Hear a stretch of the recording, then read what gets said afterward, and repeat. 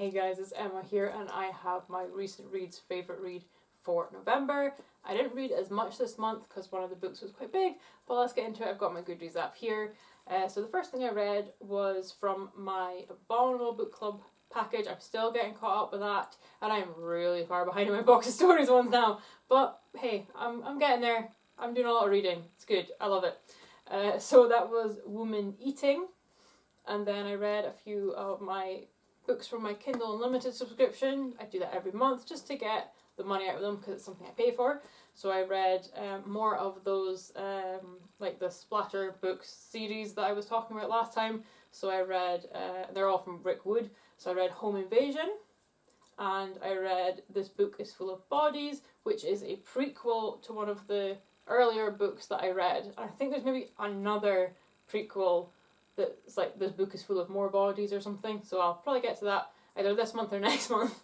And then another one from my Kindle Unlimited subscription, Tastes Like Candy.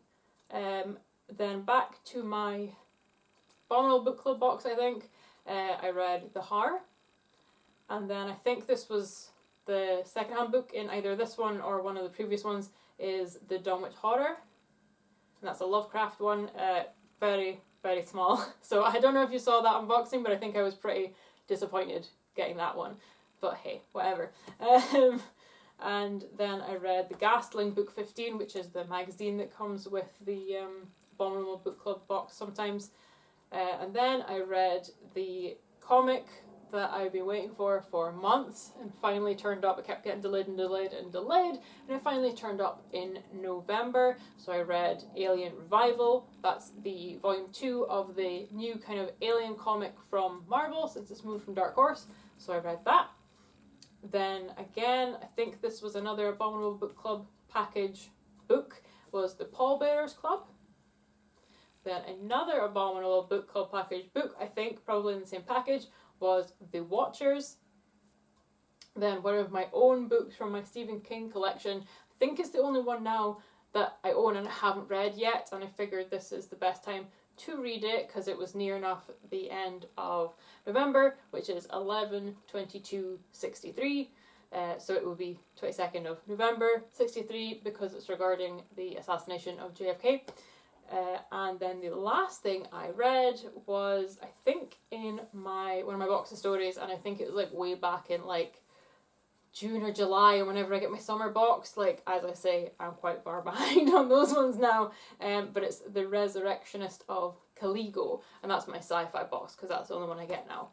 So that was everything I read in November. As I say, there wasn't a lot of stuff, not as much as it can normally be, but that Stephen King book is quite large. So I wasn't blown away by most of the things I read this month, unfortunately. This Book is Full of Bodies was really good, but the one I'm going to give for my favourite read for the month, this was definitely my favourite read, and I almost got 5 stars.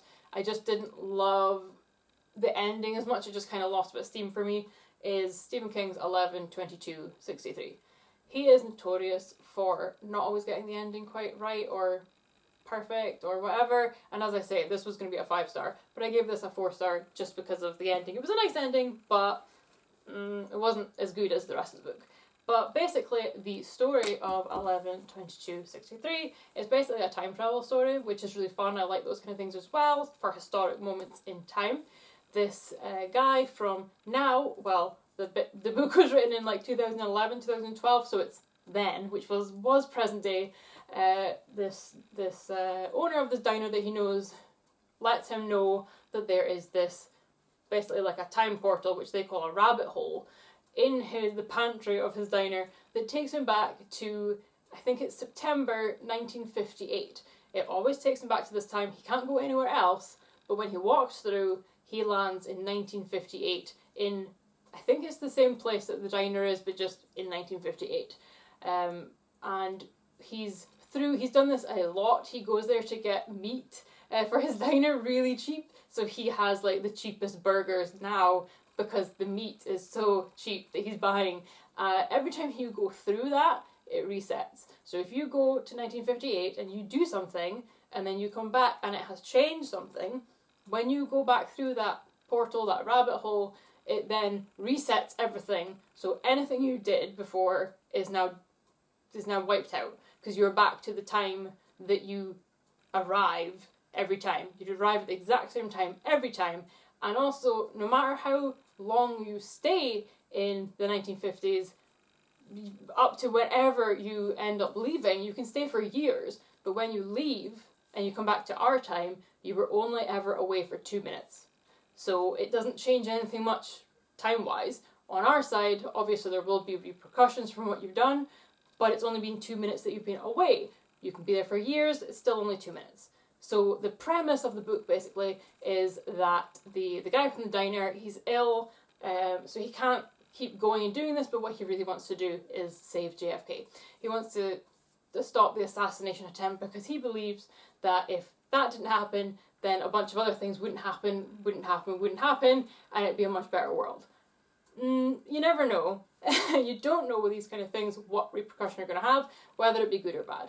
So it basically just follows this guy going Jake, and he goes through to try and stop that. He tries to do other things along the way as well. That the guy from the diner has maybe like saved someone from getting shot one time, so he'll go and do that again. Everything, as I say, resets. So if he wants to help someone else or do something else, and he goes back, he'll have to do it over again when he, comes back through again, because it's a complete reset. So it follows that story of him trying to save JFK, basically, and all the things that will happen when he tries to change time, and living in 1958, which was really interesting. I love, reading about different times and like historical fiction. I love historical fiction, so it was just a fun read for me. The guy, one of the first things he does is goes and get a root beer, and he says how amazing it is, and it's made me want to try root beer, and I know it's not going to be as amazing as 1958 root beer, and it was Australian root beer that I managed to find in my Asda, but it was really yummy, and I really enjoyed it. So that was great. That was a fun little thing. But yeah, I just thought it was a really good book. It's well written. I know a lot of people don't like Stephen King or his writing, but I do. Not all of them. Some of them are not great. I don't like the Dark Tower series. I tried that, didn't like it. But a lot of his books I do really love, and I do always feel like they are better than the movies, which kind of ruins the movies for me, but never mind.